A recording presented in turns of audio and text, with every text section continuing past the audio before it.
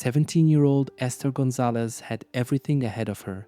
She was young, full of life, and by all accounts, a kind and responsible teenager. That evening in 1979, she left her house in Beaumont, California, intending to visit her sister. It wasn't a long walk. The route was familiar past quiet streets, small homes, and patches of open land where children sometimes played during the day. It was the kind of town where people felt safe, where doors were left unlocked, and neighbors looked out for one another. Esther had made this walk countless times before, but this time something went terribly wrong. When she didn't show up at her sister's house, concern turned into fear. At first, her family told themselves there had to be a simple explanation. Maybe she had taken a detour, maybe she had run into a friend. But as the minutes dragged into hours, their unease grew into panic. Calls were made. Neighbors were alerted. Esther's family began searching, retracing her steps in the dim glow of streetlights. No sign of her. As the hours passed, the air turned thick with dread. Something wasn't right. Esther would never have vanished without a word. By morning, their worst fears would be confirmed. It was early morning when the call came in. A man had found something terrible in an open field on the outskirts of town. The caller was Louis Randolph Randy Williamson, a local resident.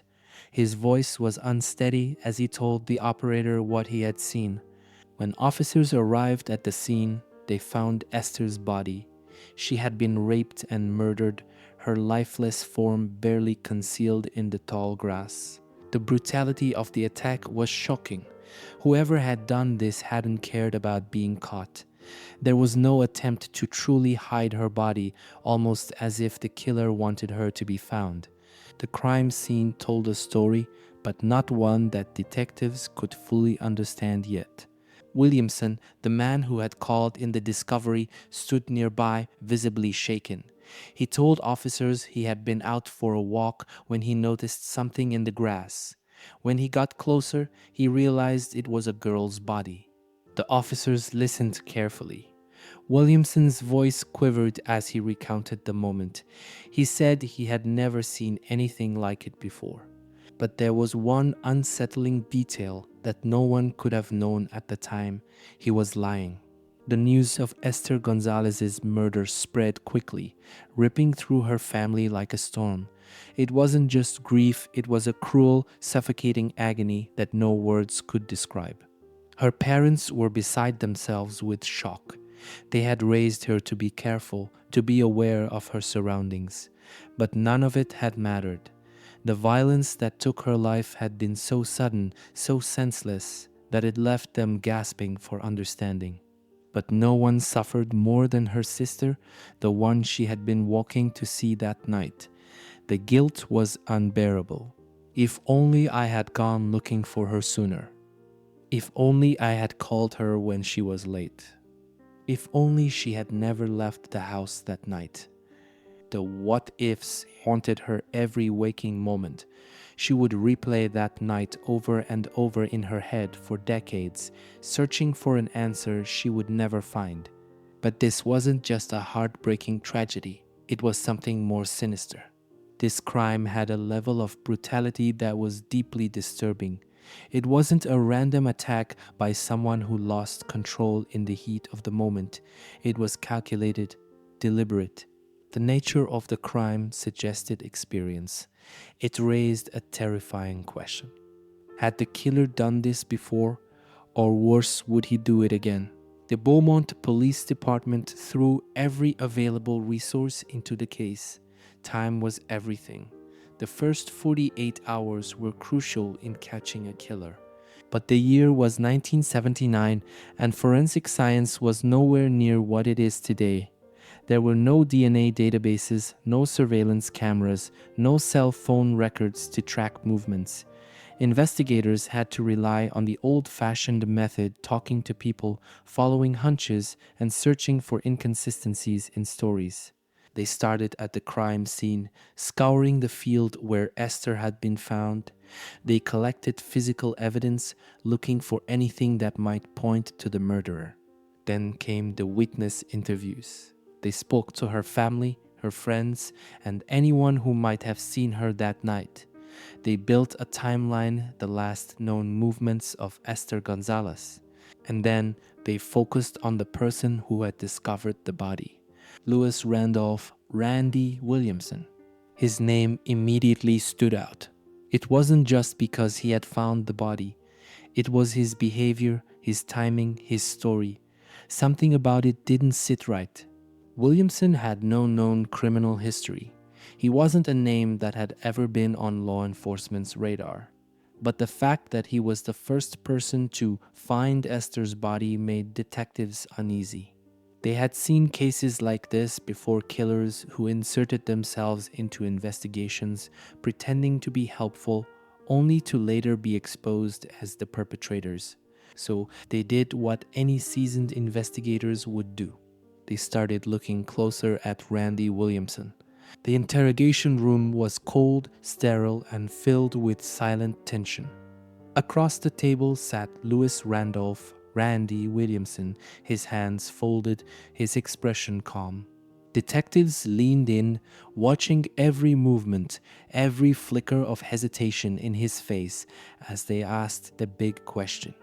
How did you find Esther's body? His answer came without hesitation.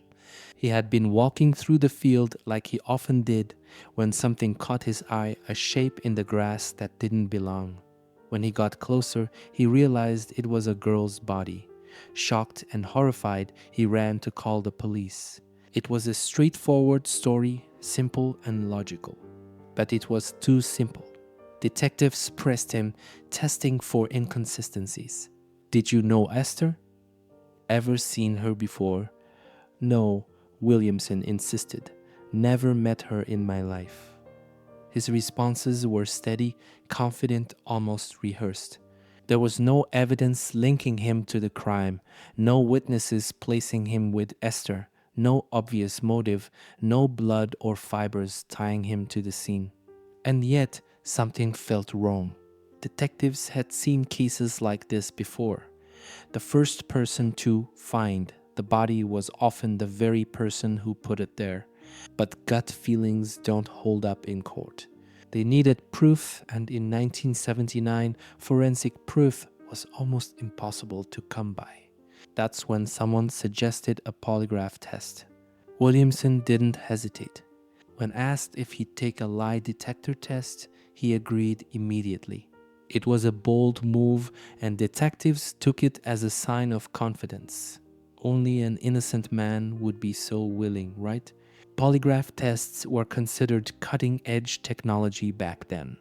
Investigators believed that the machine could read the truth in a person's body, measuring heart rate, breathing patterns, and tiny physical reactions. Detectives sat behind the glass, watching as the test began. Did you kill Esther Gonzalez? No. Did you know her before that night? No.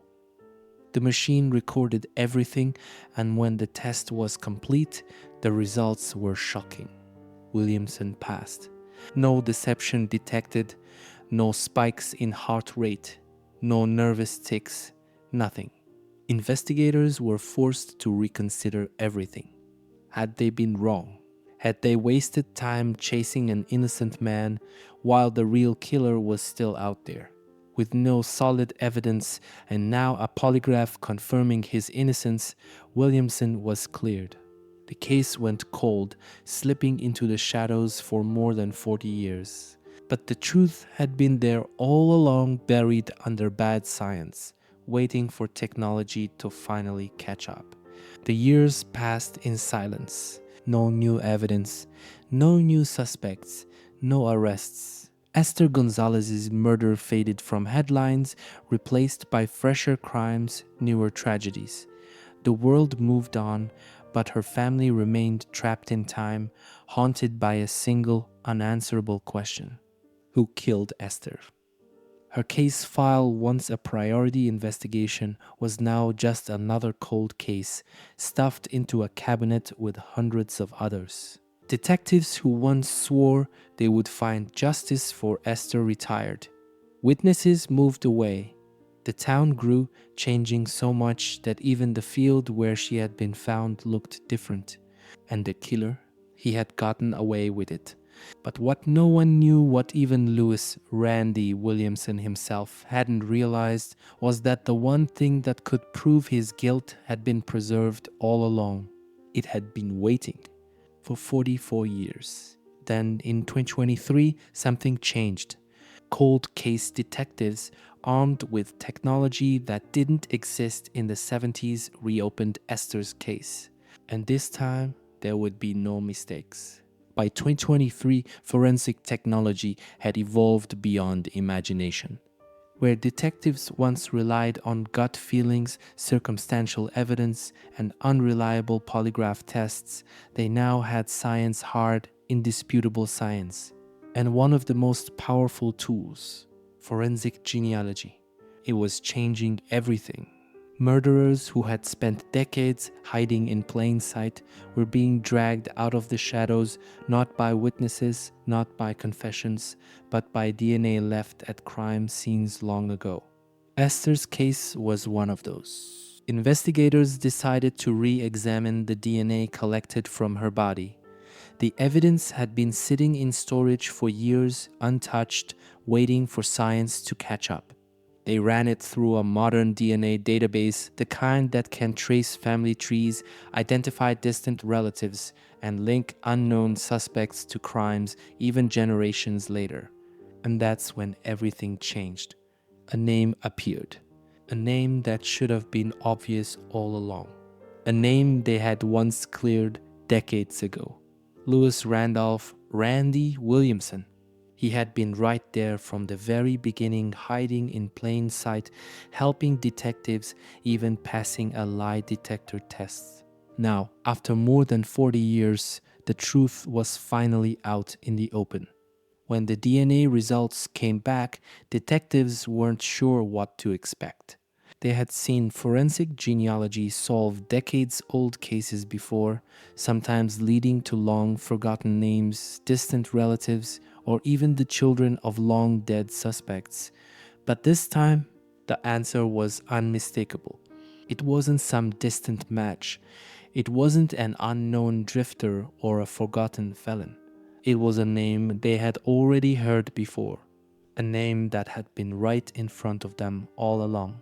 Lewis Randolph Randy Williamson, the man who had found Esther's body, the man who had called the police pretending to be a horrified witness, the man who had sat across from detectives in 1979, passing a polygraph test that should have never cleared him. For 44 years, he had fooled everyone, but science had finally caught up with him. Detectives, staring at the evidence, couldn't help but wonder had they been seconds away from catching him back then. How close had justice been before it slipped away? Detectives had their answer. The DNA didn't lie. The man they had once cleared, the man who had walked free for decades, was the killer. But there was one problem. Williamson was dead. He had died in 2014, never facing a single charge, never seeing the inside of a courtroom, never spending a day in a prison cell. Justice had come too late, but there was still one last test to run. During Williamson's autopsy, a blood sample had been taken and preserved. Detectives retrieved that sample. They ran it through the same forensic genealogy analysis that had unmasked so many killers before him. The result? A perfect match. Williamson's blood and the DNA found on Esther's body were identical. There was no doubt now, no way he could have explained it away. For decades, he had lived a free man. He had watched as detectives chased shadows, knowing all along that the answer was right in front of them. But in the end, he couldn't escape the truth. Even in death, science had found him. For over 40 years, the truth had been right in front of them. Detectives, prosecutors, even the people of Beaumont had looked directly at the killer and never truly seen him. Williamson had been there from the very beginning. He had stood with investigators, shaking his head in disbelief at the horror of what had happened. He had played the concerned citizen, the one who just happened to stumble upon a murdered girl. He had even sat in an interrogation room, hooked up to a polygraph machine, and walked away without suspicion. He had fooled them all, but science doesn't lie. The man who had called in the discovery of Esther's body had been the same man who had dumped her there. The hands that had dialed the police that morning had been the same hands that had taken her life the night before. Williamson had spent decades living in freedom, knowing he had escaped justice. But in the end, it was not a confession that exposed him, not a witness, not even a slip-up. It was DNA, undeniable, unchangeable, unforgiving. Even 44 years later, the truth had finally caught up to him. News of the breakthrough spread fast, rattling the small town of Beaumont. People who had lived there in 1979 were stunned. Randy Williamson, the man who had lived among them for years, the man who had worked normal jobs, had normal conversations, had walked these same streets like everyone else. He had never been arrested for anything serious. No violent record, no signs of the monster he really was. To most, he had been just another face in the crowd, unremarkable, forgettable. But to Esther's family, her friends, and the people who had never stopped remembering her, this revelation was something else entirely. It wasn't just shock. It was rage. It was pain. It was betrayal. Because for all those decades, the man responsible had walked right past them. He had pretended to grieve alongside them. He had watched them cry, watched them search for answers, watched them beg for justice, knowing he was the reason they were suffering. And he had done it all without a shred of remorse. Now the truth was out, but it was too late to confront him, too late to put him on trial, too late to make him answer for what he had done, too late for real justice.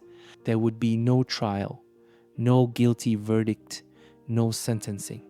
Williamson was dead, and with him, any chance of justice in the way Esther's family had always hoped for. Her parents would never get to look him in the eye and ask why. Her sister would never get the chance to stand in a courtroom and tell him what he stole from their family. No handcuffs, no prison cell, no moment of reckoning. Justice had come but too late. For decades, the Gonzalez family had been waiting for answers, and now they finally had them. But instead of relief, there was only bitterness. The truth had been right there all along. It had been waiting in the evidence room, sealed in a vial of DNA, tucked away in forgotten case files. All that time wasted. All those years of not knowing. And worst of all, Williamson had lived out the rest of his life free. He had gone to bed at night without fear. He had spent his days never once looking over his shoulder. He had watched detectives chase shadows while he played the part of the concerned citizen. Now there was no way to make him answer for what he had done, and that was something Esther's family would have to live with for the rest of their lives. The case had been solved, but something about it didn't sit right. Williamson had fooled everyone, police, the town, even the polygraph machine. But how? Detectives started looking deeper into his past. Had he done this before?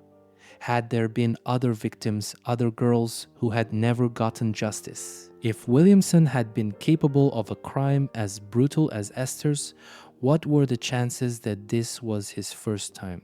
They scoured old police reports, missing persons cases, even violent crimes that had never been solved in the surrounding areas. But they found nothing.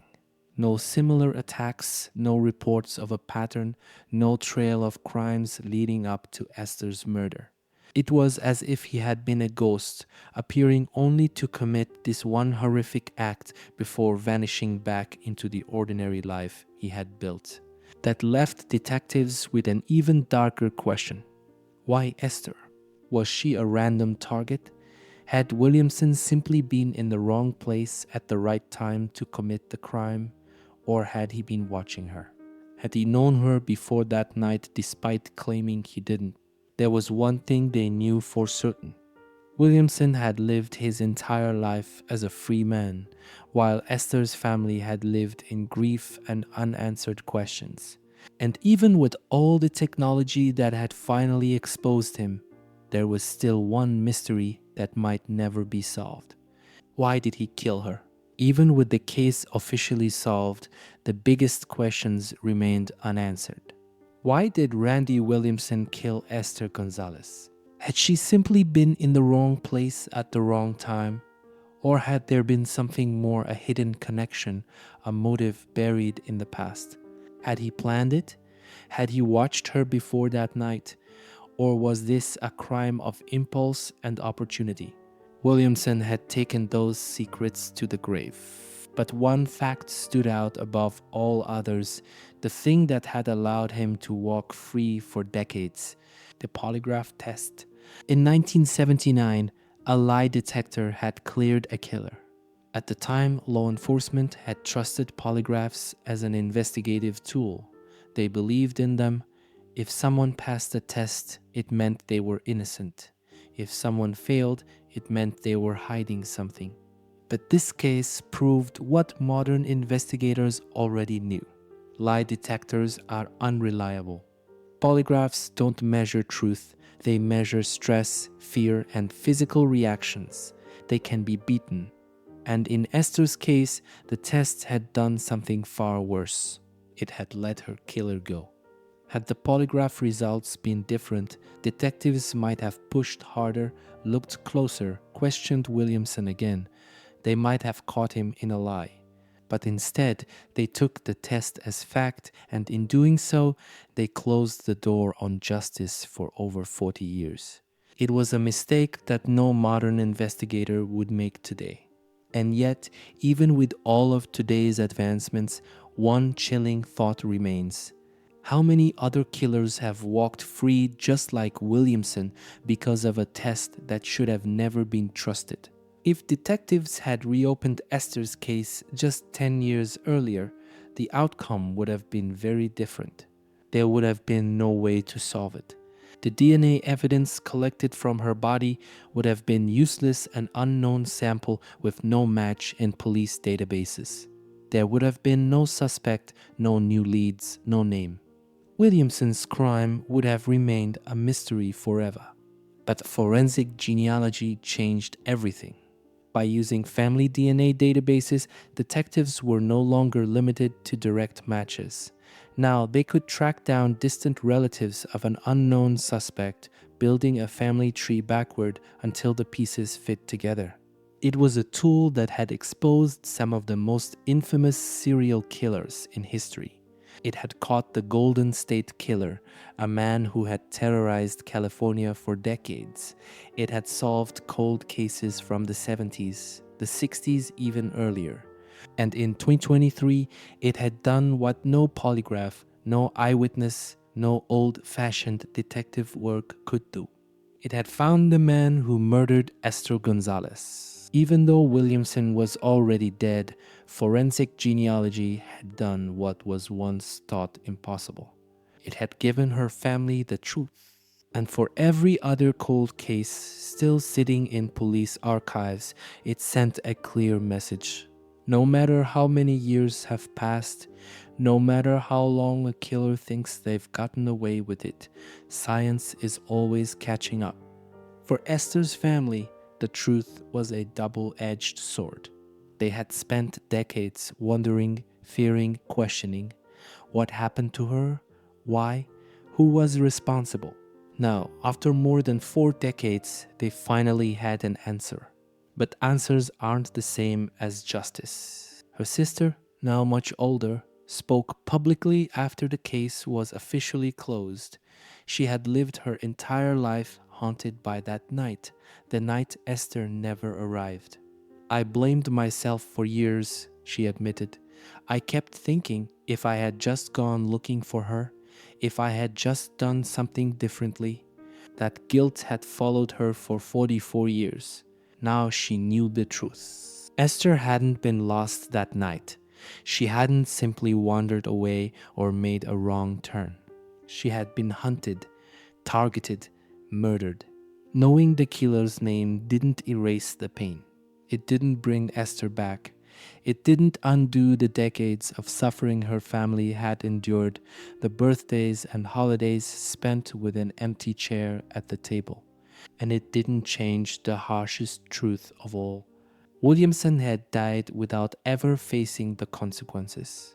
For Esther's loved ones, there was no sense of victory in this resolution. There was only a name in a file and the bitter knowledge that the truth had been waiting all along just out of reach. The murder of Esther Gonzalez was proof of one undeniable fact. No murder is ever truly forgotten. Even when the detectives retire, when the case files are buried in old archives, when the evidence sits untouched for decades, the truth doesn't disappear. It just waits. And with every year, science advances. DNA technology grows stronger. Databases expand. New methods emerge. Cases that once seemed impossible to solve are being reopened.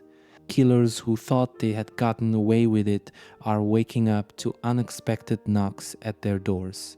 In Esther's case, justice came too late. Williamson died believing he had escaped judgment. But in death, science caught up to him. And for every unsolved murder still out there, one chilling fact remains. There's nowhere left to hide. Esther Gonzalez's story is not unique. Her case, once thought unsolvable, was just one of thousands buried in cold case files, waiting for the right technology, the right breakthrough, the right moment. There are thousands of unsolved murders across the country, each one representing a life stolen, a family shattered, a question left unanswered. But here's the chilling thought. How many killers are still walking free today? How many, like Randy Williamson, have spent decades living normal lives, going to work, raising families, blending into the world, while the families of their victims are left in agony, waiting for justice? How many are watching the news, seeing forensic genealogy solve case after case, and wondering when their time will run out? For Williamson, the science caught up too late for a conviction. But for others, there's still time. And if history has proven anything, it's that no secret stays buried forever. The truth about Randy Williamson's guilt came decades too late, but it still raised questions that will never have answers. If Williamson hadn't passed that polygraph, would Esther's case have been solved decades ago? How many other cases have been derailed by bad science? And most disturbingly, how many killers are still out there, watching, waiting, knowing their time is running out? Because one thing is certain, DNA never forgets.